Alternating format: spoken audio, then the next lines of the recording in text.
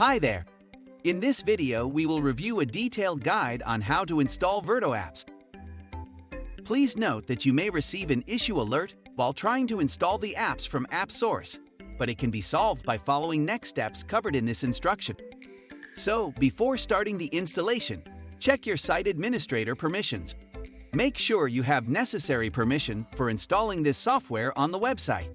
If everything looks correct, go ahead. Step 1. Go to the app catalog on your site. To get the tenant app catalog location in SharePoint Online, use the link you see on the screen or in the caption. Click on More Features in the left navigation, then click on the Open button under the App section. Click on the App Catalog link on the page.